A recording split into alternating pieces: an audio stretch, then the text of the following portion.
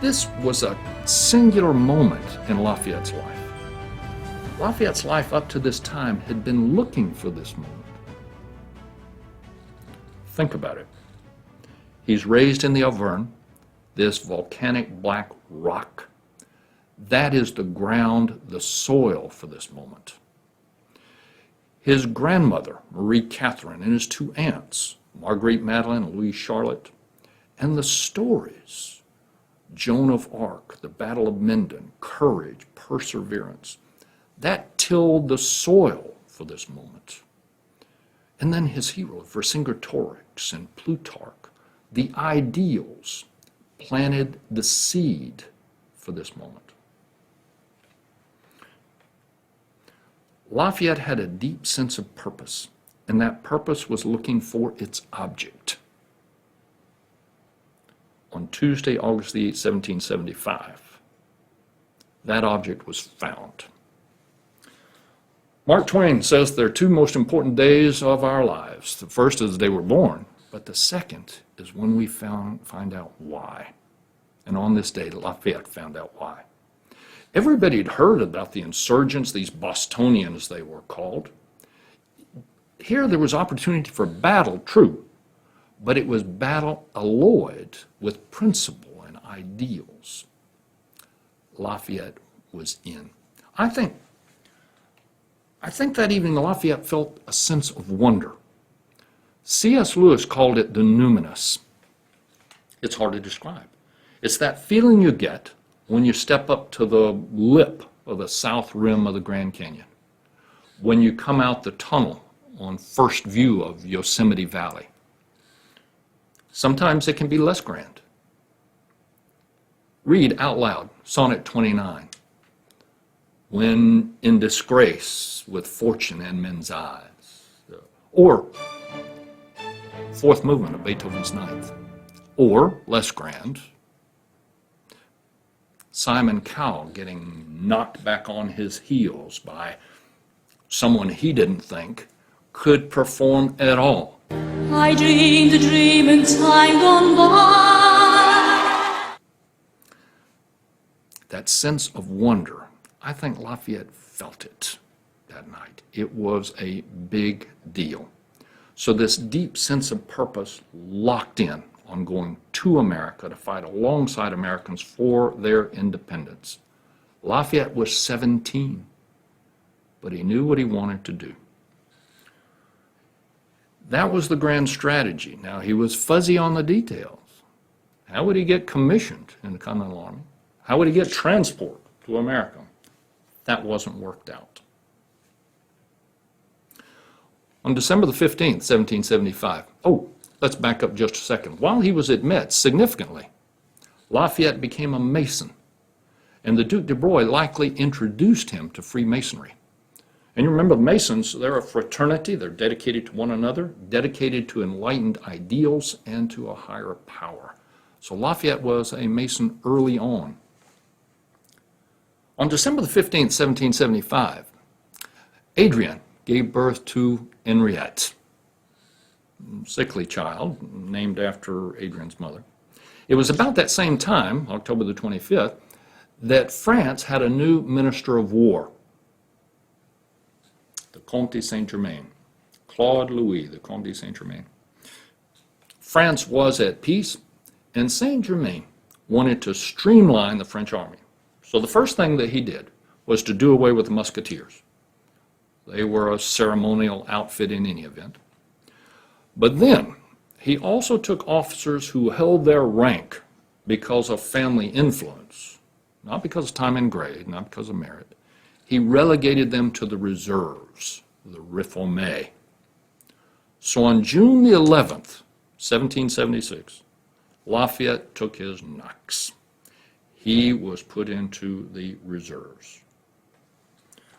There are some that argue that as a consequence of this, Lafayette was looking for an alternative. He was looking for other priorities. The reply to that is this permitted him to look at these other alternatives because now, if he pursued them, he wouldn't be AWOL. It's not like Lafayette needed a job. His annual income was 146,000 livres a year. If you translate that into dollars today, it's a lot of money. And most of it came from rents on lands he owned. So he owned lands in the Auvergne, Touraine, out at Brittany, and his very competent lawyer, Jean Girard, kept track of these in Touraine and out at Brittany. His aunt, Louise Charlotte, kept a close thumb on the pulse of things in the Auvergne. And Lafayette, he didn't know the details, also lent out money at 5% interest, and his accountant, Truthat, kept up with that. Lafayette was well off, although he didn't know the details. He just knew that he had enough. Money was never a high priority for Lafayette. It's not what he lived for. And he was probably unaware that he was an absentee landlord. Or if he was, he didn't understand the implications of that.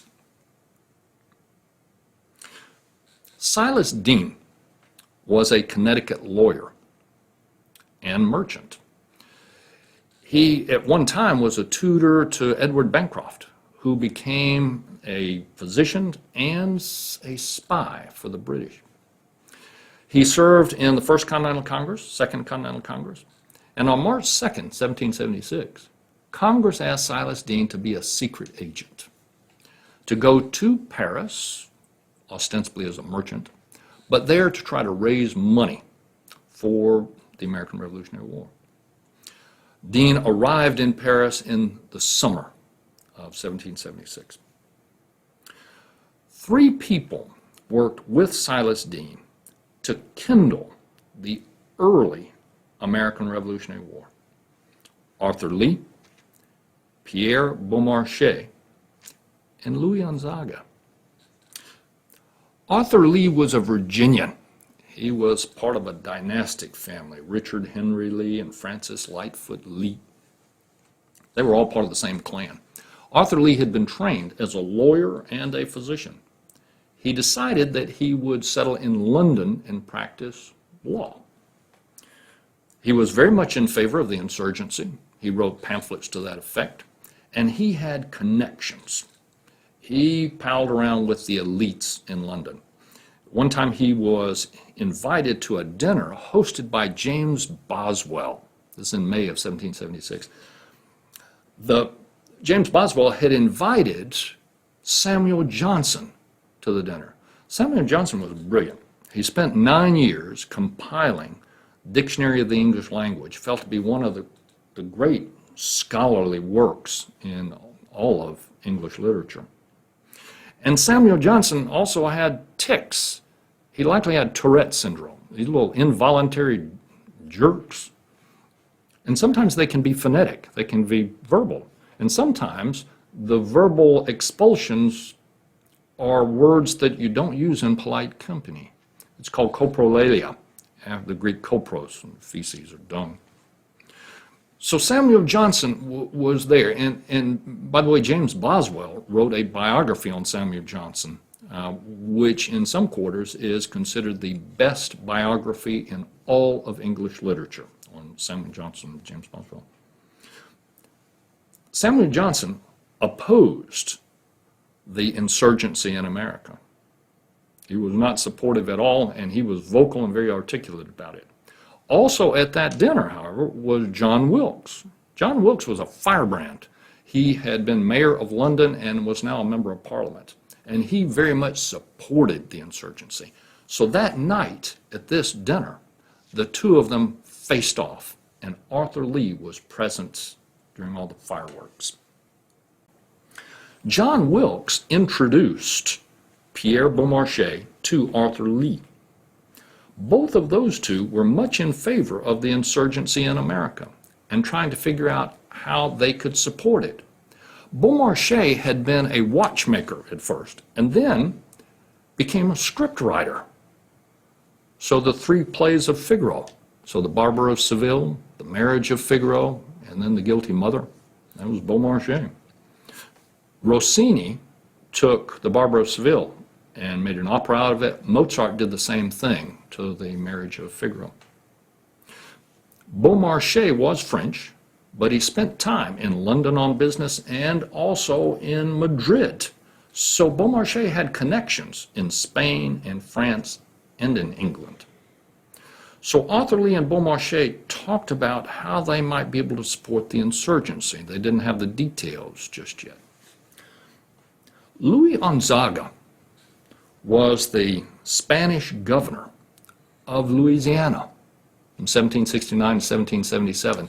Gonzaga observed these colonists moving westward, and he appreciated their sense of initiative, their sense of independence, and he would write letters back to King Carlos III of Spain about these very entrepreneurial Americans. They were English at the time, of course. And he would write those letters to King Carlos. So King Carlos wanted to support the initiative in America. And Louis Gonzaga was one of the reasons for that. Gonzaga also wrote a very flattering letter to George Washington in which Gonzaga used the phrase, talking about 13 colonies, the United States. He was one of the first to use that phrase, and Washington was very taken with it. So King Carlos III was on board in trying to support the American initiative, and part of that was because of the very favorable reports he'd gotten from Louis Gonzaga. So here's how this intrigue played out. The Continental Congress wrote Arthur Lee, even though Arthur Lee did not have an official position, but because of those connections, wrote Arthur Lee suggesting that Lee try to raise money for the American insurgency in France and in Spain. Arthur Lee talked that over with Beaumarchais, who was in London, and Beaumarchais took the idea back to Paris. Beaumarchais found that King Louis XVI now was very much in favor of supporting the insurgency as long as they could do it low-key. Louis XVI was not prepared to go to war just yet with England. And likewise, King Carlos was ready to support, but again, clandestine, not overt. Therefore, Beaumarchais formed a shell company. It was called Rodriguez, Hortelez and Company. Rodriguez, after Rodriguez Diaz el Cid, the medieval hero of Spain. And Hortelez, which was where he stayed when he went to Madrid.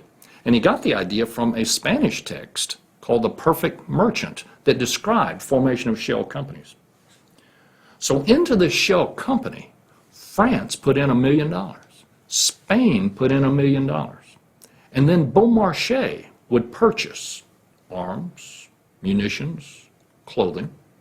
They'd be loaded onto ships, and then they would sail to the West Indies, neutral ports, St. Eustatius, owned by the Dutch, and then from there to America. The merchant of record would be Silas Deane. He kept track because ostensibly these were loans. Arthur Lee also had this other idea that he sent to Silas Deane via Beaumarchais. Arthur Lee thought that the Continental Army needed seasoned officers. Lee thought, why not recruit French officers, commission them, and then insinuate them into the Continental Army? And Arthur Lee was not a fan of George Washington. Why not recruit a French commander, the Duc de Broglie, who could then be the seasoned commander of the Continental Army? So he sent Beaumarchais with that idea to Silas Deane. Almost at the same time, as soon as Silas Deane arrived in Paris, the Duc de Broglie, you remember, the Duc de Broglie was in touch with Silas Deane. And the Duc de Broglie had this idea. The Continental Army needed seasoned officers. Let's recruit French officers into the Continental Army. The Continental Congress will see prestige and courage, and then the Duc de Broglie will be ready to step in as commander-in-chief to replace George Washington. Silas Deane was on board. He had not been given authority to give commissions to these French officers, but it made sense to him. So the Duc de Broglie began having banquets and dinners and recruiting these French officers, and then would send them to Silas Deane by way of Baron de Kalb. Silas Deane didn't speak French. De Kalb spoke French and English. So this stream of officers now would come to Silas Deane. Little did Lafayette know that he was about to step into this landscape of intrigue. This is Living Lafayette, and let me make one comment here in ending. We lost someone that I very much admired for years here a month or so ago. David McCullough died. McCullough was 89 years old. He went to school at Yale, and he majored in English. At lunch, he would have conversations with Thornton Wilder. He won the Pulitzer for Truman and for John Adams. He knew how to tell a story. He was very humble and self-effacing. He was once asked what kept him awake at night. And his reply was interesting. He said the thing that kept him awake was the fact that young people did not know history, that they did not know the sacrifices and the courage of their forebears. And his point was that when one knows that, one looks at the world differently. Their degree of respect, their degree of reciprocity. He thought knowing history made a difference. And here's what he said about history. It's interesting, his take on it. To me, history ought to be a source of pleasure, he said. It isn't just part of our civic responsibility. To me, it's an enlargement of the experience of being alive, just the way music or art is. David McCullough. This is Living Lafayette, to discover, to inform, to entertain. Till next time.